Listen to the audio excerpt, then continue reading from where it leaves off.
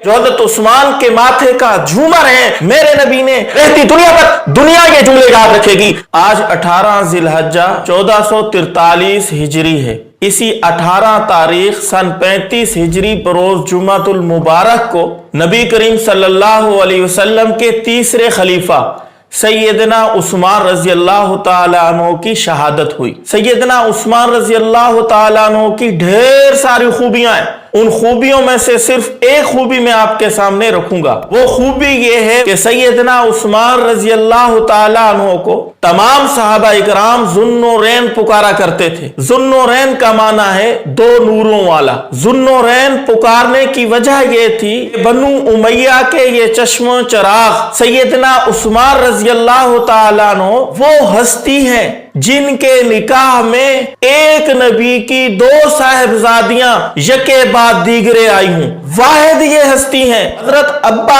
आदम अलैहिस्सलातु वस्सलाम से लेकर रहती दुनिया तक कोई ऐसा शख्स ना आया है ना आएगा जिसके निकाह में नबी की दो बेटियां यके बाद दीगरे आई हूं। ये अल्लाह रब्बुल इज्जत ने ये खासा सिर्फ सैयदना उस्मान रजी अल्लाह तआला अन्हु के हिस्से में रखा था। पहली साहिबजादी उम्मे रुकैया रजी अल्लाह तआला अन्हा जब इनका इंतकाल हो जाता है, नबी करीम सल्लल्लाहु अलैहि वसल्लम हजरत उस्मान रजी अल्लाह तआला अन्हु को गमगीन परेशान देखते हैं, वजह दरियाफ्त करते हैं। हजरत उस्मान अर्ज करते हैं, या रसूल अल्लाह आपको तो वजह मालूम है। नबी करीम सल्लल्लाहु अलैहि वसल्लम फरमाते हैं, ए उस्मान परेशान होने की जरूरत नहीं है ना मेरी दूसरी साहिबजादी उम्मे कुलसूम, इससे आपका निकाह कराए देता हूं। ये दूसरी साहिबजादी हजरत उस्मान के अक़द में आती है। इस वजह से सैयदना उस्मान रज़ी अल्लाह तआला अन्हु को ज़ुन्नुरैन कहा जाता है। दूसरी साहिबजादी का जब इंतकाल हो जाता है, सरवारे दो आलम सल्लल्लाहु अलैहि वसल्लम ने सैयदना उस्मान रज़ी अल्लाह तआला अन्हु के लिए तारीख साफ जुमले कहे जो हजरत उस्मान के माथे का झूमर है, रहती दुनिया तक दुनिया ये जुमले याद रखेगी।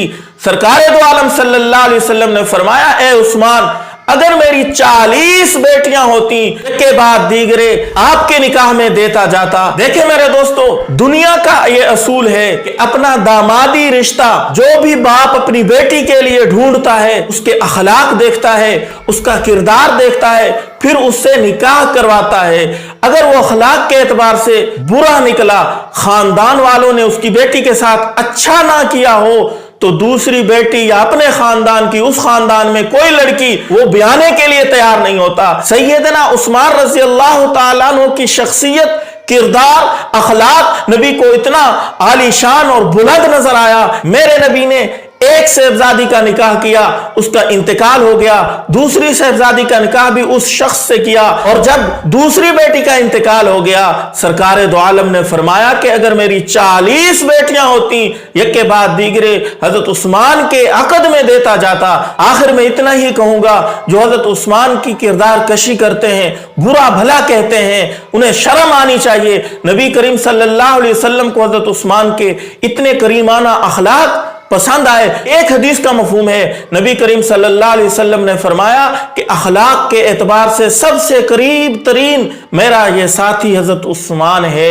नबी ने एक बेटी, फिर दूसरी, फिर फरमाया एक के बाद दीगरे 40 होती तो इनके निकाह में देता जाता। नबी को तो इनके अखलाक इतने पसंद आए। तुम्हें हजरत उस्मान रज़ी अल्लाह तआला के अंदर बुराई नजर आती है, हकीकत के अंदर यह हजरत उस्मान के ऊपर तनकीद नहीं है। नबी करीम सल्लल्लाहु अलैहि वसल्लम की इस दामाद के ऊपर तनकीद है जिसको नबी करीम सल्लल्लाहु अलैहि वसल्लम ने अपनी दो साहिबजादियों के लिए पसंद किया। मेरे दोस्तों, अल्लाह रब्बुल इज्जत इंसान को औलादें दो तरह की देते हैं। एक औलाद तो अल्लाह अपनी मर्जी से देता है, चाहे काली है, चाहे गोरी है, बद अखलाक है, अच्छे अखलाक वाली है, इंसान को कबूल करनी पड़ती है। और एक औलाद दामादी का ये जो रिश्ता होता है, ये भी उस इंसान की औलाद होती है। इंसान अपनी मर्जी से ढूंढता है, अखलाक देखता है, खानदान देखता है, सीरत सूरत देखता है, फिर अपनी बेटी का उसके साथ निकाह करके उसको अपना बेटा बना लेता है। ये इंसान अपनी मर्जी से इसकी सिलेक्शन करता है। तो नबी करीम सल्लल्लाहु अलैहि वसल्लम की इस सिलेक्शन के ऊपर, इस रिश्ते को मुंतखब करने के ऊपर मैं कुर्बान जाऊं कि नबी करीम सल्लल्लाहु अलैहि वसल्लम ने अखलाक, سیرت کے اعتبار سے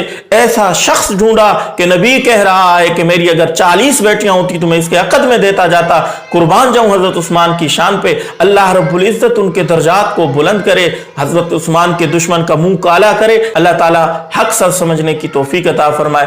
السلام علیکم ورحمۃ اللہ وبرکاتہ۔